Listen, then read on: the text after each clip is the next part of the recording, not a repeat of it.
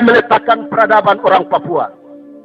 Sekalipun orang memiliki kepandaian tinggi, akal budi, dan marifat, tetapi tidak dapat memimpin bangsa ini. Bangsa ini akan bangkit dan memimpin dirinya sendiri. Pendeta Ishak Samuel Kede Aitumeri, 25 Oktober 1925. Jadi nubuatan ini digenapi pada Kongres Papua 3 17 Oktober sampai 19 Oktober 2011. Bangsa Papua akan bangkit untuk memimpin dirinya sendiri di segala aspek hidup, iman, politik, hukum, ekonomi, dan sosial.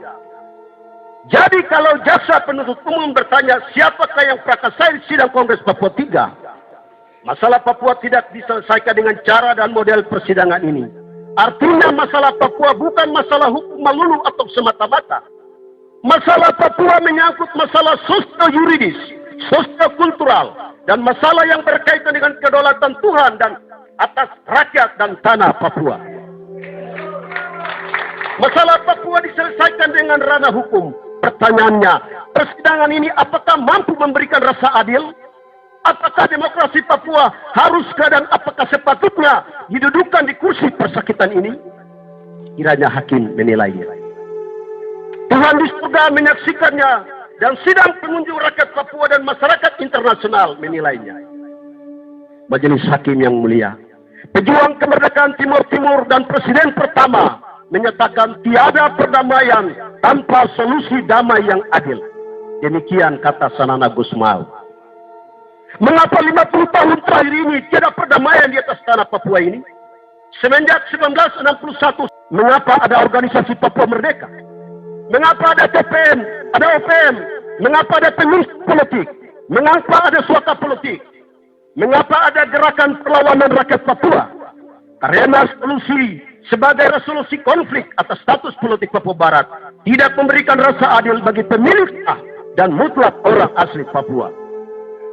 Akar persoalan konflik dan kekerasan di tanah Papua adalah 19 Desember 61, Soekarno dengan sikap ambisius secara sepihak menguburkan embrio negara Papua yang ditetapkan pada 1 Desember 61 dengan Trikora, sekaligus menyingkirkan Komite Nasional Papua yang telah mempersiapkan terbentuknya negara Papua pada tahun 1970 menjadi sebuah negara berdaulat di kawasan Pasifik Selatan bersama Vanuatu, Solomon, Fiji, Solomon Island, dan Papua Nugini. Negara kami dikubur akibat korban perang dingin, akibat blok komunis dan blok barat. Hal ini dapat dilihat dari kilas balik sejarah politik Papua Barat, yaitu pada tanggal 2 April 62 Presiden John F. Kennedy mengirim surat kepada Perdana Menteri Belanda, Dr. J. de Quay, yang isinya secara pokok sebagai berikut. Bahwa pemakaian kekuatan militer dalam konflik memiliki konsekuensi buruk dari semua bagian permasalahan. Selanjutnya ditambahkan bahwa jika Angkatan Bersenjata Indonesia menyatakan perang total melawan Belanda, akan mengundang intervensi komunis, dan jika Indonesia berpaling pada komunisme dalam keadaan itu, seluruh posisi non-komunis di Vietnam, Thailand, dan Malaysia akan berada dalam bahaya besar.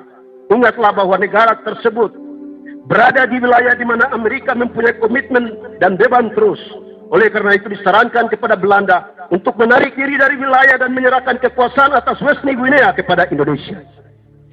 Padahal dari perdebatan mengenai persoalan Papua yang dapat ditemui dalam buku Profesor Jan Peter Droklever dapat ditemui resolusi konflik sebagai opsi pertama dari Belanda, bahwa Belanda mempertahankan Papua bukan karena kepentingan, karena asas penentuan nasib sendiri untuk memberikan kemerdekaan dan kedaulatan penuh. Dengan langkah de Quay untuk Papua, 1. Marinir infanteri Belanda dikirim ke Papua. 2. Pengiriman Karel Dorman bulan Mei 1960. 3. Membentuk Badan Pengelola Internasional dan Indonesia salah satu pengelola. Juga akan tercipta pembagian kerja dalam pikiran Amtenar Papua pada Desember 1950. 4. Menteri Helders untuk mendirikan pemerintahan meninjau kembali Bewin Streheling, Nederlands New Guinea. Mendirikan suatu badan yang disebut New Guinea Raad, Dewan Papua, Korps Relawan Papua atau Papua Vrijwilligers Korps yang direncanakan tahun 1950. Proyek BOT menyatakan berlangsung 10 tahun proyek pembangunan sosial, politik, dan ekonomi. Langkah de Quay yang juga sesuai dengan Canberra Agreement 6 Februari 47 yang ditandatangani Amerika, Belanda, Australia, dan New Zealand untuk pendirian kemerdekaan bagi bangsa-bangsa Pasifik Selatan yang dimulai dari Papua Barat tahun 70, PNJ 1975, Fiji, Vanuatu, Solomon Island.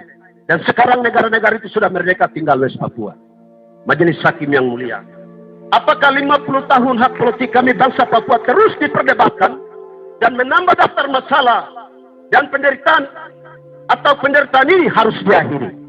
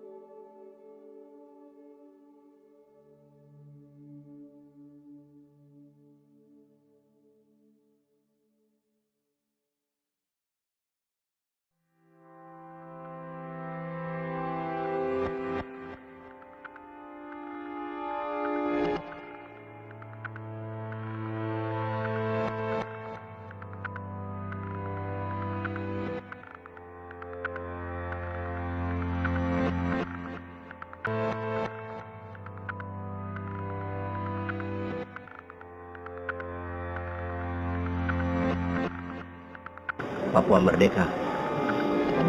Papua harus merdeka. Karena kalau ada tahanan politik di Papua, itu berarti ada pelanggaran HAM yang sangat serius. Ada pembungkaman demokrasi dan human rights hak asasi di Papua. Kalau Nelson Mandela bisa 27 tahun penjara di Afrika Selatan merdeka, kenapa tidak Tuhan bisa lakukan itu untuk West Papua? Dan saya sangat yakin itu. Untuk mewujudkan sebuah negara Papua merdeka yang berdaulat demokratis di muka bumi di abad 21 ini, perlu ada pengakuan internasional sesuai dengan kriteria-kriteria ketatanegaraan. Dan deklarasi negara Papua Barat memenuhi kriteria untuk pengakuan sebuah negara berdaulat yang demokratis. Kalau dulu Australia memboikot Partai Buruh, Australia memboikot kapal-kapal dagang Belanda untuk masuk ke Papua sehingga Indonesia merdeka, kenapa Australia sekarang tidak harus buat itu? Sedangkan Indonesia mau merdeka dan Papua sekarang mau merdeka. Dan Australia harus lakukan itu. Saya merasa bahwa Australia tidak jujur, tidak adil. Karena dia mendukung Indonesia merdeka, dia boikot kapal-kapal dagang Belanda. Dia juga harus sekarang lakukan boikot perdagangan kerjasama yang merugikan orang Papua. PBB harus mengakui kesalahan yang pernah dibuat di Papua. Jadi melalui learning section dari Perserikatan Bangsa-Bangsa, mereka harus mempelajari dan harus mengakui kesalahan dan mengajak rakyat Papua atau bangsa Papua Barat ini untuk menyelesaikan status politik Papua Barat yang terabaikan sampai hari ini. Dan rakyat Papua Barat hari ini mengalami pemusnahan etnis dan marginalisasi. Kami tidak setuju dengan otonomi place atau otonomi khusus, tidak setuju pemekaran dan segala bentuk kebijakan yang dilakukan oleh Jakarta. Internasional selalu bicara tentang keprihatinan, tapi mungkin status keprihatinan harus ditingkatkan menjadi action plan, tindakan nyata yang untuk bisa melindungi rakyat Papua Barat. Kalau internasional bisa lindungi rakyat Timur yang 800 juta sekian, 800 ribu, kenapa internasional tidak bisa lakukan itu untuk West Papua? Kami minta kepada masyarakat internasional untuk mendorong pengakuan pemerintah Australia dan negara-negara di Afrika, Karibia, Pasifik untuk mengakui negara federal Papua Barat yang merupakan lahir dari hasil aspirasi rakyat Papua sendiri. Terima kasih. Terima kasih. Salah satu